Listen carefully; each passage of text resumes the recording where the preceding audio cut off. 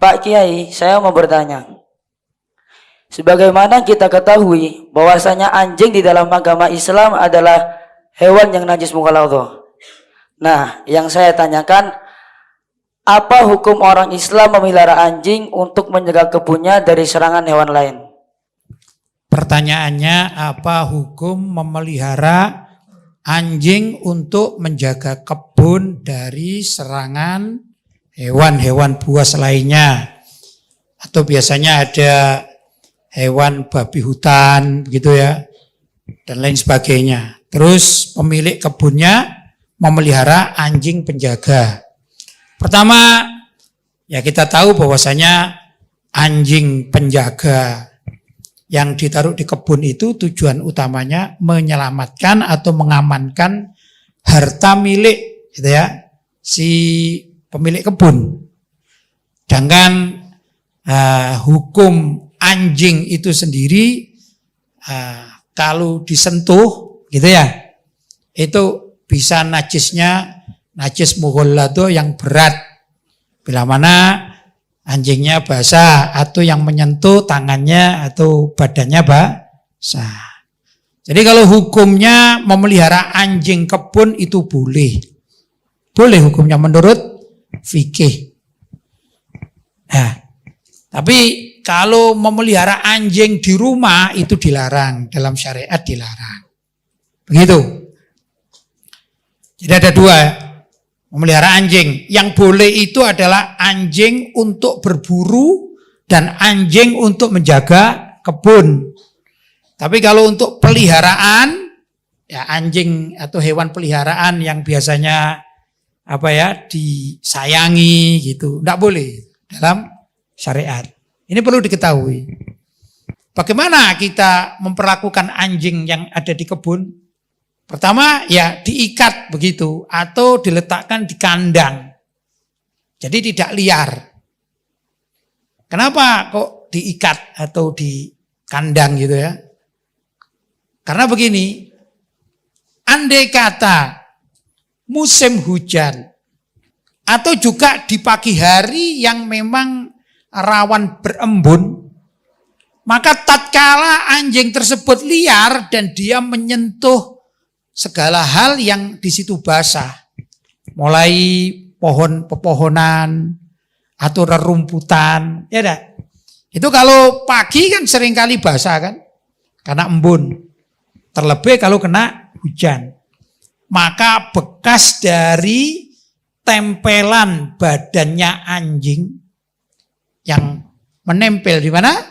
Di barang-barang yang basah itu menjadikan barangnya itu najis mughalladhah. Begitu. Atau sifatnya anjing yang biasa meleletkan lidahnya itu seringkali meneteskan liur. Dan liurnya ini namanya najis mughalladhah. Ya. Dan banyak hal yang basah pada diri anjing itu menyebabkan segala sesuatu yang disentuh menjadi najis mughalladhah. Repot. Tatkala kita mau panen, kemudian kita menginjak atau menyentuh barang yang pernah disentuh oleh anjing yang najisnya mughalladhah, apa yang terjadi? Tatkala badan kita juga basah, entah oleh keringat atau oleh air, maka badan kita menjadi ikut najis mughalladhah. Nah, adapun cara membasuh najis mughalladhah itu kalau trik dari saya, ya, ambil air, campur dengan debu atau dengan tanah, sehingga semacam adonan begitu, tapi jangan terlalu lengket sekali, ya dah. Dan jangan terlalu cair sekali, sedang-sedang lah. Maka adonan itu dioleskan di badan yang sekira terkena najis mughalladhah. Sudah? Mungkin gambarannya adonan itu seperti orang mau membuat kue, ya, tapi kuenya ini kue yang cair gitu, agak cair gitu ya. Atau kental lah begitu, dioles. Atau juga seperti salep, nah gitu ya. dioles di tempat yang terkena najis mughalladhah. Setelah itu dibilas, bilasan pertama dengan air suci. Diniati itu. Kalau ada gayung enak, bilasan pertama 1 gayung. Sudah? Tapi kalau ada keran ya diniati. Ini bilasan pertama saya sudah dapat 1 gayung itu pertama. Kemudian diangkat, kemudian dimasukkan lagi, ya dah, atau disiram lagi untuk yang kedua kali. Demikian seterusnya sampai 6 kali. Sudah? Maka pada bilasan ke-6 ini dianggap sudah suci. Karena tata cara menghilangkan najis mughalladhah adalah disiram 7 kali, salah satunya dicampur dengan debu. Yang paling enak adalah membuat adonan debu dengan air terlebih dahulu. Setelah itu dibilas dengan air sebanyak 6 kali. Gitu ya. Tapi kalau tidak mau repot. Karena orang ke kebun itu kan bukan setahun sekali kadang-kadang. Bahkan bisa seminggu sekali. Kalau setiap minggu dia terkena najis mughalladhah gimana? Repot juga kan? Setiap minggu membuat adonan gitu, sulit juga. Padahal kebiasaan orang itu tidak suka, ya enggak? Membuat adonan, mencuci 7 kali. Orang kehidupan itu suka praktis. Maka yang terbaik anjingnya itu diikat atau diletakkan di kandang. Begitu. Tapi kalau mau yang praktis lagi, enggak usah pelihara anjing. Baik anjing pemburu maupun anjing penjaga kebun, lebih-lebih anjing yang ada di dalam rumah tangga. Karena kita adalah beragama Islam yang tidak memperkenankan atau membuat aturan-aturan yang ketat terhadap seekor anjing. Begitu ya. Nah, ada metode-metode untuk mengamankan kebun, yaitu kalau kebunnya diserang oleh hewan-hewan liar, bisa saja kita menyewa penembak jitu misalnya, pemburu-pemburu hewan. Ya, kan ada gitu.